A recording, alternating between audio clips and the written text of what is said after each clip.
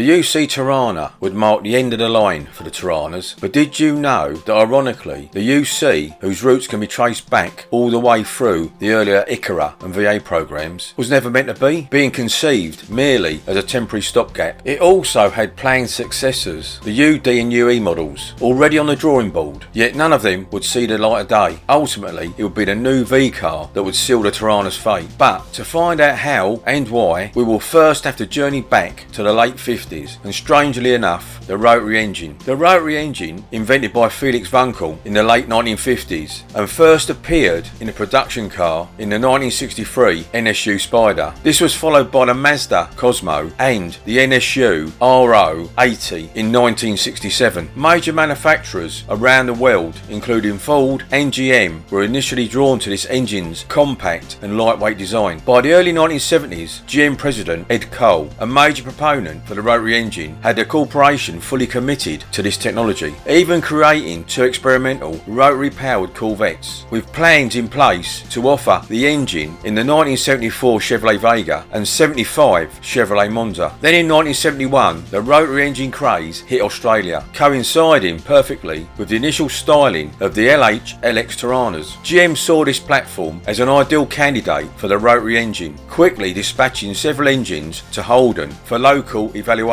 and suggesting a potentially revolutionary future for the Torana. Head designer Philip Mood led the styling for this potentially rotary-powered vehicle. The program was officially named ICARA, an indigenous word meaning either a meeting place or a throwing stick. The ICARA went on to become a full-size clay model, sometimes called the Green Lizard because it was painted Mood's favourite colour, bright green. It featured a distinctive sloped front and tapered rear, reflecting the design themes seen in other GM concepts of the era, such as the Chevrolet Vega and the UK's Vauxhall Cavalier, and ones that would go on to be echoed within Holden. Despite the extensive investment and global enthusiasm by GM, the rotary engine's compact advantage was unfortunately way overshadowed by its serious technical flaws. The engine suffered from notorious reliability issues and excessively high fuel consumption, which GM struggled to solve. The technical disadvantage was also increased by the 1973 oil crisis and further magnified by the strict new US anti-pollution laws, which required a 90% reduction in hydrocarbon emissions. Meanwhile, in November 1973, Holden had begun work on the LH LX's successor, the VA Torana, just 5 months before the LH was due to be released. The project was initially scheduled for a January 1977 launch and included plans for both a four-door sedan and a semi-fastback coupe. For a time, the ICARA and the VA projects were run concurrently, with both being part of Holden's forward-looking design efforts for the early 1970s. Facing insurmountable challenges to rectify the rotary engine's issues, GM made the decision to cancel the entire rotary engine program. This cancellation meant that the ICARA prototype was immediately shelved, and with it plans for a rotary-powered Torana. However, Smood, having completed the full-sized clay model, turned it into a styling exercise that showcased the classic wedge-shaped front and tapered cam tail. The Torana ICARA concept was one of the design studies that explored a coupe body style for the Torana range and, in a general sense, contributed to the design direction of the Torana LX coupe. But as we know, this platform saw a last-minute body change, with the semi-fastback coupe being converted to an hatchback and consequently causing its delay and not launching until the LX model's release in February 1976.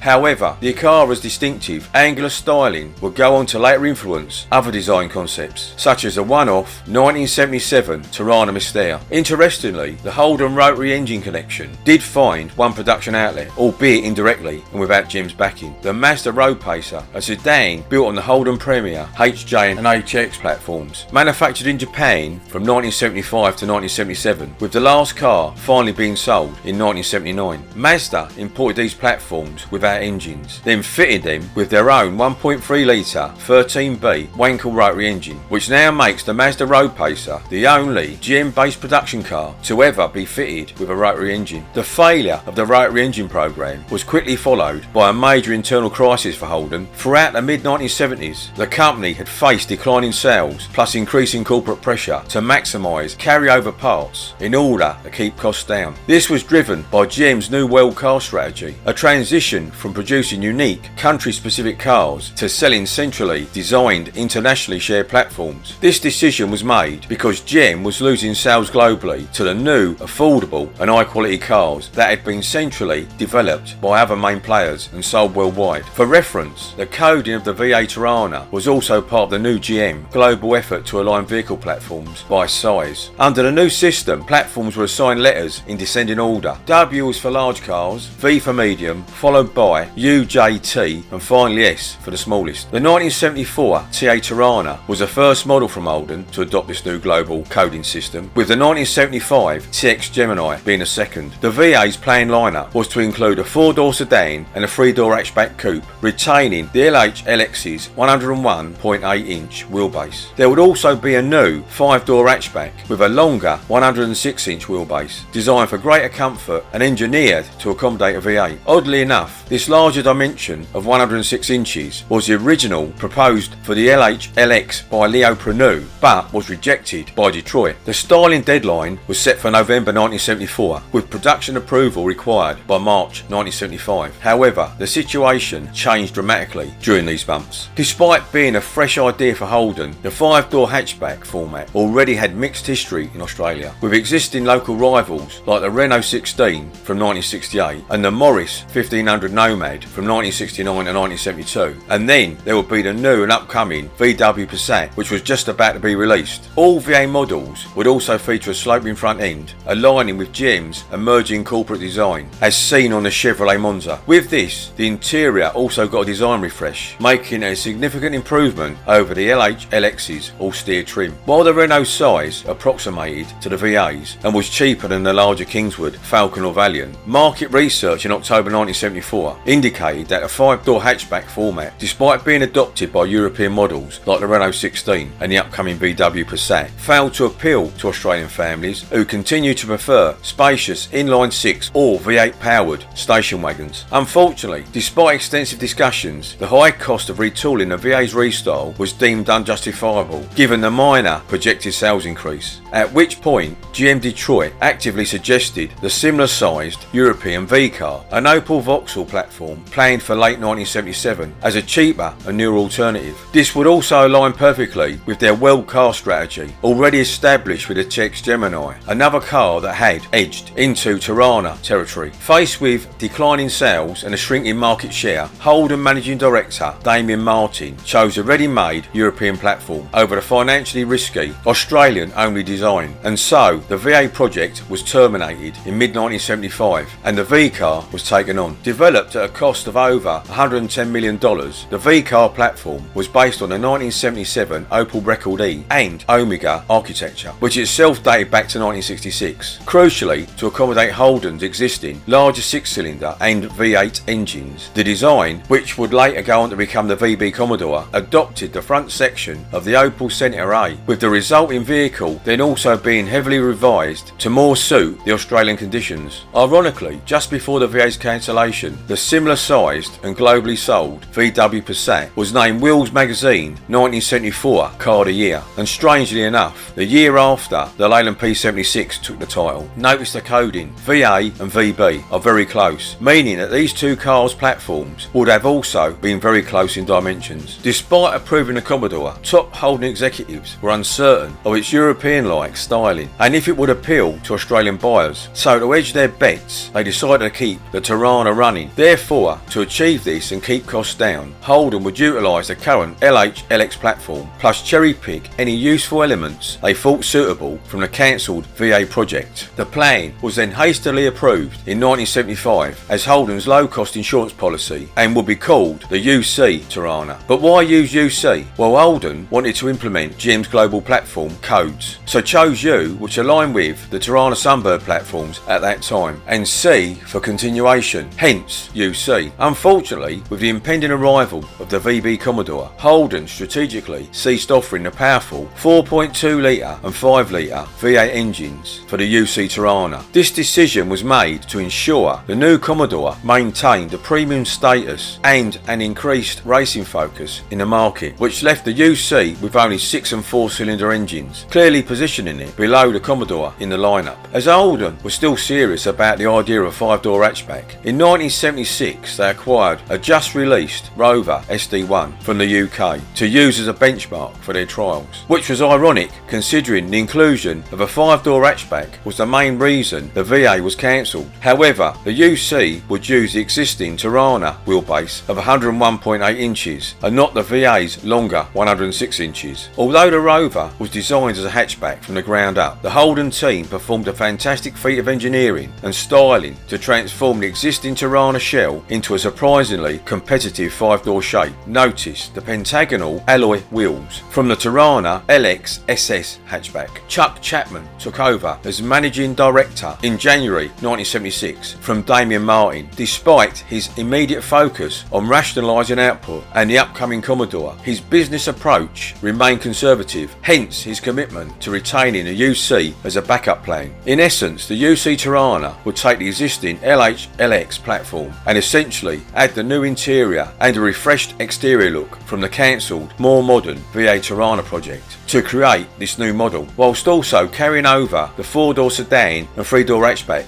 from the LH-LX series. Apart from the UC, Holden had also planned its successors, these being the UD aimed for 1980 and UE aimed for 1984, which were also retained as further contingency plans, and if used would push the LH's platform and underpinnings to almost 15 years. Also, during the design process, a VB Commodore with a 4-cylinder engine was seriously considered as a potential alternative to the ageing UC Sunbird, but never got off the drawing board. However, Holden would go on to revisit this idea again in a later Commodore. Unfortunately, the era of the Australian-owned car and similar country-specific models from GM's other subsidiaries was over. That decades-long local manufacturing strategy had proven financially unsustainable. GM's global automobile business was now making a clear and irreversible transition to the world cars, which were vehicles centrally designed for international markets. As the Commodore's development ramped up, Chuck Chapman made a business-critical decision. He promoted the car from a mere Torana replacement to Holden's primary family car offering. This strategic shift would relegate the larger Kingswood Premier to a secondary supporting role, essentially retaining it, just like the UC, UD and UE Torana Sunbird projects, as an expensive just-in-case backup plan. By 1978, the Sunbird would become the vehicle of greater strategic importance to Holden, maintaining an entry into the 4-cylinder medium car market, which would be the primary driver for launching the UC series. Then, in March 1978, the UC was released, but there was no 5-door hatchback. Once again, costs had caused it to be dropped. The series would also be the introduction of the final iteration of the Torana, bringing with it the demise of the V8 engine and the slow and eventual end for the Torana. Note, from the release of the UC, all Sunbirds would be 4-cylinder only, while all Toranas were 6-cylinder only. Other major changes included redesigned seating, resulting in increased legroom, a more modern dash and an updated interior. The UC would be the last production Holden to carry the iconic Torana name, and the second to last Holden vehicle to ever be fully designed, engineered, styled and built totally in Australia, with the HZ series taking the title of the last one. Early in the UC Sunbird's production run, September 1978, Holden swapped out the Opel 1.9 litre 4-cylinder for a new engine of the same displacement. This was a critical move to meet both local manufacturing requirements and the new emission standards. While easy to manufacture, the engine itself was a remarkable piece of engineering and was created by simply removing 2 cylinders from the Holden's existing 2.85 litre 6-cylinder block. While easy to manufacture, it resulted in a 4-cylinder engine that lacked a balance shaft, which would reduce vibration and improve smoothness, causing it to be notoriously rough, noisy and underpowered. The need to constantly drive the engine hard to achieve acceptable performance often negated the intended fuel economy benefits. The marketing team ambitiously branded the new engine the Starfire 4, yet as its performance deficiencies became more widely known, it quickly earned the universally accepted and deeply ironic nickname the Misfire or Misfire 4. Despite its controversial reputation, it holds a unique place in history as Holden's first locally designed 4-cylinder engine and still maintains a devoted following today. The Starfire engine was yet another cost-saving measure that utilised Holden's long-running straight-six engine design and could trace its origins back to the 1960s Red motors, in a clear sign that Holden still lacked full faith in the a new V car, Chuck Chapman signed off on the UD development project in September 1978. The very month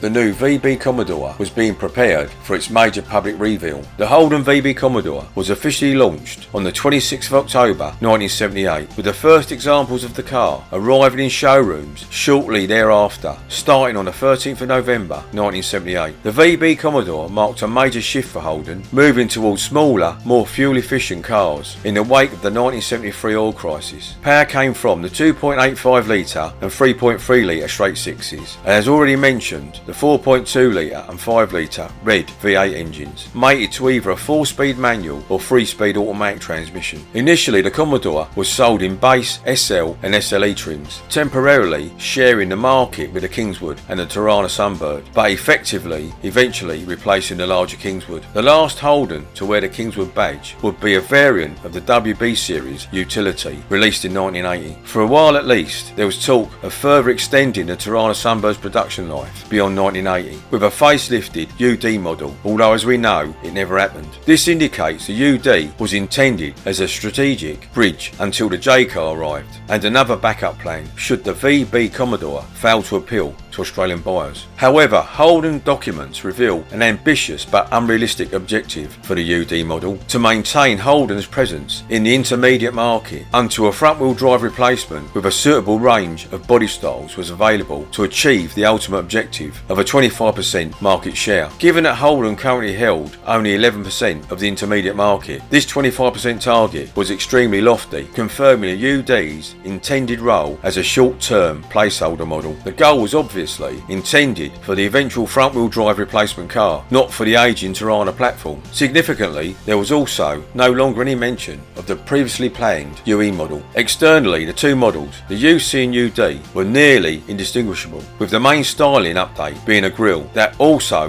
vaguely resembled the upcoming VC Commodores, but by now the Torana had become too similar in size to the more modern Holden Commodore and would soon be dropped from the Holden range in 1979. The Sunbirds, however, would continue through to 1980, but now using a 1.9 litre Starfire. The UD model was scheduled for a May 1980 release and was detailed in Holden's vehicle programme as the company's planned fallback option. The far greater and more fundamental change was under the bonnet. The 6-cylinder engines and the Torana name would now be dropped, while only the 4-cylinder engines and the Sunbird name would carry on. That's if the UD went ahead. A station wagon variant was added to the VB Commodore series in July 1979. However, it utilised imported German sheet metal for the rear and door from the Opel Record wagon. This resulted in the minor inconvenience of having separate keys, one for the ignition and one for the rear door. The wagon also received uprated suspension to deal with its possible wide variation in weight carriage. Towards the end of 1979, there was confirmation that GM's new global front-wheel drive J car would be ready for release in 1982. Sales of the UC Torana 3-door hatchback coupe were now dropping to such a low level that it was retired in late 1979. The sedan carried on through into 1980 and dwindled to a halt when the VC Commodore was released. Up to late 1980, Holden worked on a prototype for the next generation Sunbird based on the UD Torana platform, which would include both sedan and hatchback versions. Holden considered extending the Torana Sunbird's life beyond 1980 with the facelifted UD model. Prototypes of the sedan and hatchback were even built, featuring frontal styling reminiscent of the Opel Ascona B, but the UD Torana project would be scrapped after reviews confirmed the Torana Sunbird was simply too outdated to compete with its international rivals. Holden determined further investment in the decade-old rear-wheel drive platform was unjustified, choosing instead to directly adopt the front-wheel drive J-car architecture to remain competitive. The last Torana Sunbird was produced in September 1980 and looked very outdated when measured up against the new Japanese rivals like the Chrysler Sigma, Datsun Bluebird and Mazda 626. When the VC Commodore launched in March 1980, it was also introduced with a 4-cylinder option using the Starfire 4 engine. This model would now conveniently fill the market role that would be left vacant by the end of Sunbird production later in September 1980. Instead of investing in the older Torana platform, Holden simply installed the Starfire engine into the VC series Commodore sedan and wagon bodies, a combination that had actually already been considered, as we know, as early as the VB Commodore. However, However, the Commodore was originally designed for the power and weight of 6-cylinder or V8 engines. Being a relatively heavy car, the lower power output of the Starfire 4 meant it struggled to deliver effective performance, particularly when directly compared to its lighter rivals in the medium-sized car segment. This strategic move was caused by the increasing competition in the medium-sized car segment from imported rivals. Holden will rely on the 4-cylinder VC and VK Commodores, along with the smaller TE and TF Geminis, to compete in this market until the arrival of the front-wheel drive Opel-based J-Car, which launched in August 1982 as the Chimera. The Starfire engine was continued to be used in the entry-level V8 Commodore from 1981 to 1984, and in some markets like New Zealand briefly in the VK Commodore from 1984 to 1986, but by the end of 1987 it was the end of the Starfire 4. Now let's take a look at the car. As we know, the UC range was now greatly rationalised. With the removal of the V8s, it left 3 engine options in the range. These were the 6 and 4 cylinders, which were carried over from the LX with minor improvements. The available trim options for the UC Torana were the S and SL sedans plus SL hatchback, with the deluxe option V5W available on all SL models. The Sunbird lineup included both sedan and hatchback and was available in both base and SL trims. The Torana S was kept on primarily for the fleet market, with specifications designed to appeal to that market. In late 1978, the premium SLE option 8AJ was added for both the sedan and hatchback. However, in mid-1979, the hatchback body style was dropped and the Torana model lost its deluxe option. Holden then made the deluxe option V7A exclusively available on the Sunbird sedan models, but more of this later. The engine options for the UC Torana were the LD1 2.85 litre or 161 cubic inch 6-cylinder using a Bendix Stromberg single barrel downdraft carburettor with a compression ratio of 9.4 to 1 and pushing 118 horsepower or 88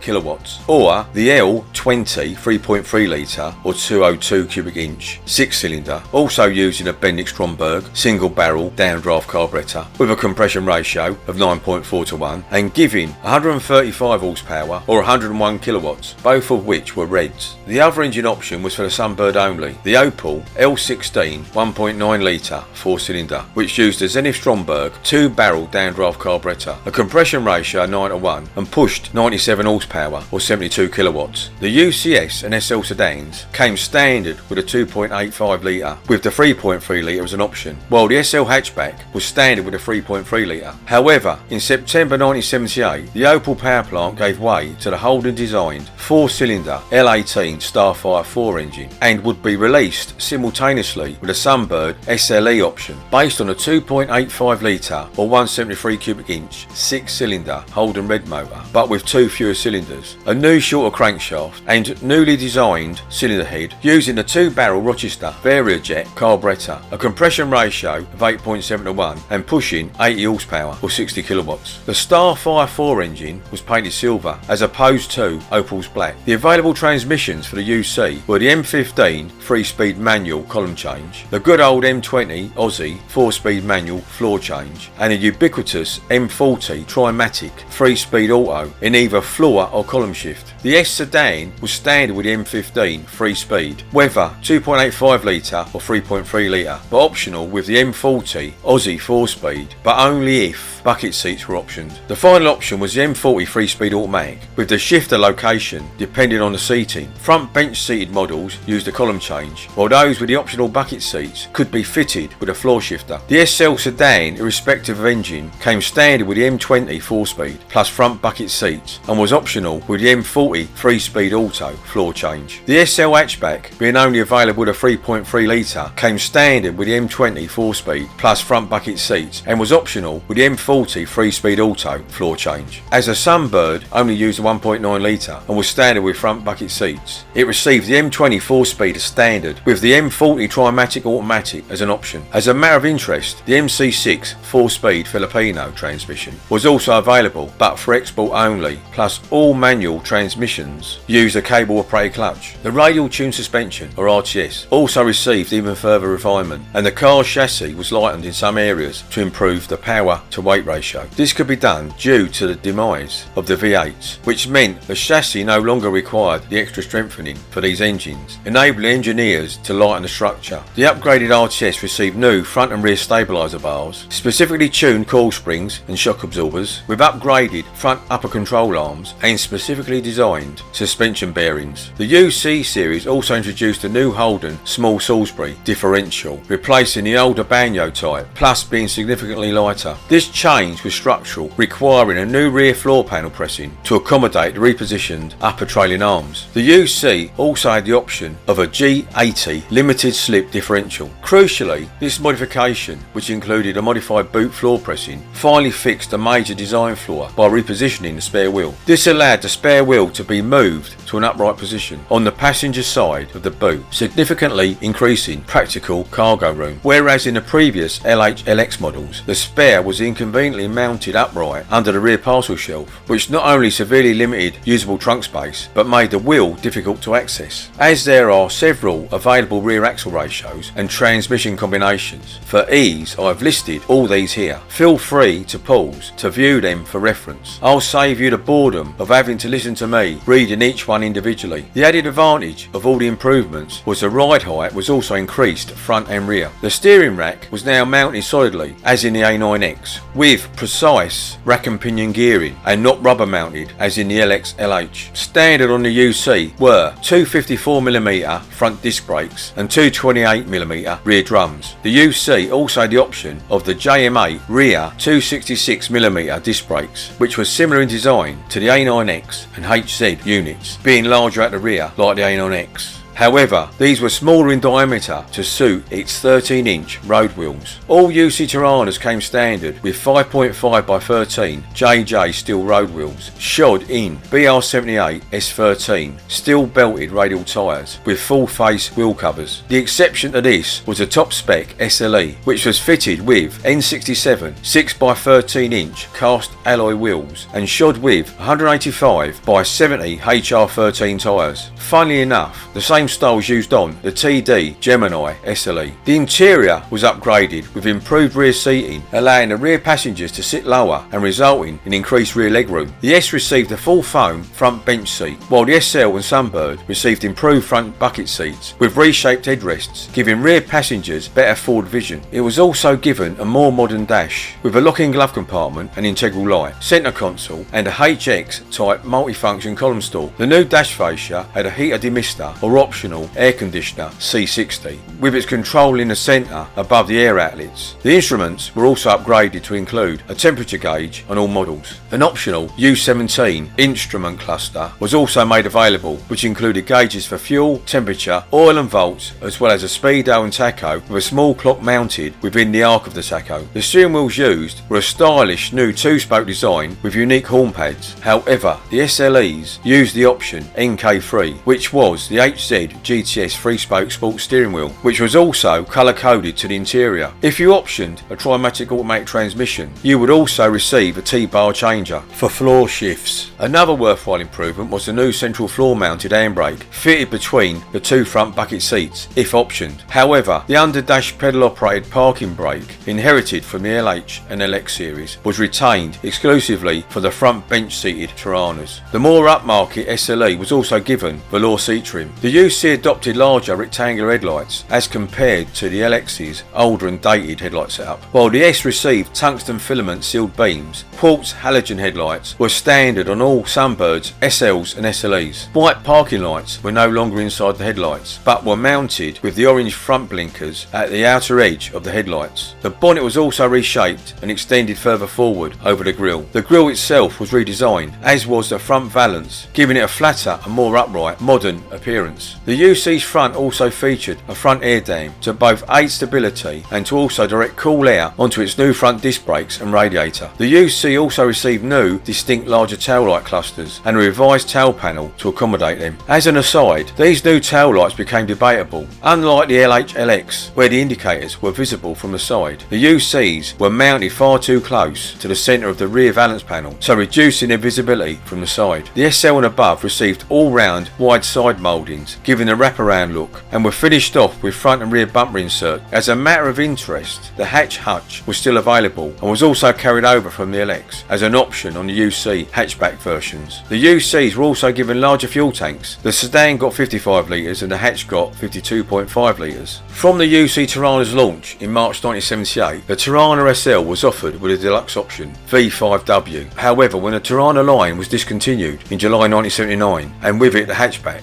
Holden introduced the Sunbird Deluxe option, V7A, for the sedan only, which carried on until it was discontinued in September 1980. If the deluxe package was optioned, this would include a tinted laminated windscreen, tinted side and rear glass, intermittent windscreen wiper control, and a full instrument cluster. It was also given the UN3 AM radio stereo cassette tape player with dual rear speakers, either on the parcel shelf in sedans or wheel arches in hatchbacks. For added comfort, the deluxe trim was X59 soft vinyl cloth. For protection, it got both front and rear bumper rubber inserts and overriders. The main aim of the deluxe package was to give the UC Torana and Sunbird the ability to compete with the Ford's TE Cortina gear, which was also a main player in that size bracket then. There was also a more luxurious trim level option, A8J or SLE, Sports Luxury Executive, being introduced for the Sunbird in September 1978 for both the sedan and hatch, which also coincided with the launch of the new Starfire 4 engine. The interior included full face velour seating, deep pole carpet, plus sports steering wheel, reclining bucket seats and a full length centre console. The SLE was standard with RTS front disc and rear drum brakes and had the option of rear disc brakes. It also received cast alloy wheels, specific body style striping which included model specific SLE badging with front and rear bumper rub strips and overriders. It was Holden's desire to continue the Torana vs Cortina rivalry with Ford, which was highlighted by two facts: the introduction of the upscale Sunbird SLE and the lack of the equivalent model diversity in the Torana's 6-cylinder model range. However, two interlopers, the Chrysler Mitsubishi Sigma and the Datsun Nissan Bluebird, had already captured the loyalty of Australian medium car buyers, ultimately spoiling the play for both the Sunbird and the Cortina. Due to its assembly and popularity in New Zealand with fleets, the Sunbird was a tough competitor for the Ford Cortina. As a matter of interest, there was also a UC Torana produced known as the SLT, with the T standing for turbo, and used a small NGM turbocharger and SU carburettor. The UC SLT was never an official Holden production model, but rather a fully sanctioned modification by Normal Air Garrett Manufacturing or NGM in Melbourne. This limited production car, with only 33 being built in both sedan and hatchback forms, came with a full warranty and complete emissions gear. To acquire an SLT, buyer first had to order a standard UC with a specific combination of heavy duty options from Holden: the 3.3 litre engine, M20 gearbox, a GU4 308-1 or GU7 278-1 differential, 4-wheel disc brakes and heavy duty radiator. These cars were then sent directly from Holden to NGM for their modifications. The warranty was split, with NGM managing the driveline and Holden handling the rest of the vehicle. However, the Torana would go on to be seen yet again in the Holden Torana TT36, initially coded XP54, high performance concept car, unveiled by Holden at the 2004 Sydney Motor Show, and was a clear attempt to revive the legendary Torana name for the modern era. The name TT36 stands for twin turbo 3.6 litre, a V6 engine borrowed from the Alloytech 190 that delivered an impressive 280 kilowatts or 375 horsepower. Power was delivered to the rear wheels via a heavy duty 6-speed manual transmission. The TT36 utilised a unique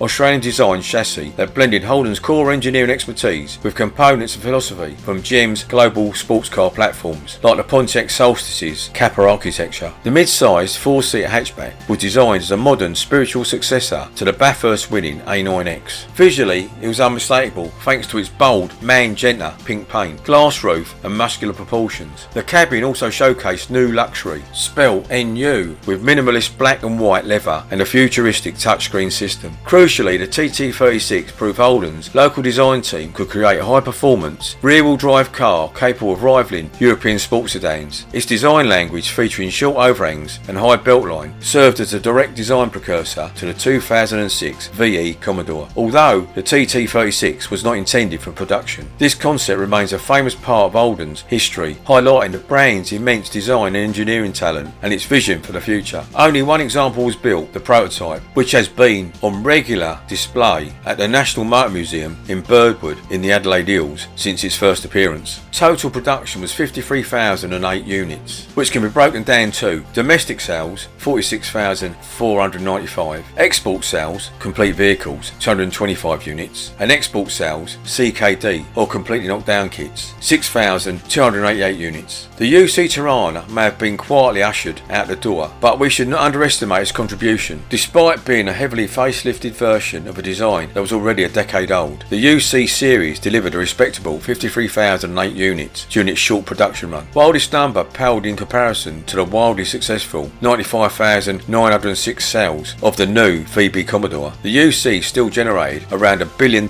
in revenue for Holden in today's currency. This makes it a financially valuable last gasp from an aging platform. However, the UC's significance runs deeper than its sales figures. It carries a substantial, though often overlooked legacy in Australian automotive history. It was the first model to feature General Motors' locally designed four-cylinder engine, the Starfire 4, marking a key milestone in domestic engineering. More importantly, the UC was the second to last Holden model to be entirely designed and engineered in Australia, showcasing local talent before the shift to global platforms. Ultimately, the UC Torana holds a unique and irreplaceable place as the final chapter of a legendary nameplate. It was a bridge between the muscle car era of the 1970s and the new, globally focused front-wheel drive world of the 1980s. While projects like the planned UD Torana were cancelled, the humble UC succeeded in providing a necessary, albeit temporary, small to medium car option for Holden. It stands as the last production car to officially carry the storied Torana badge, forever cementing its status as the last Torana.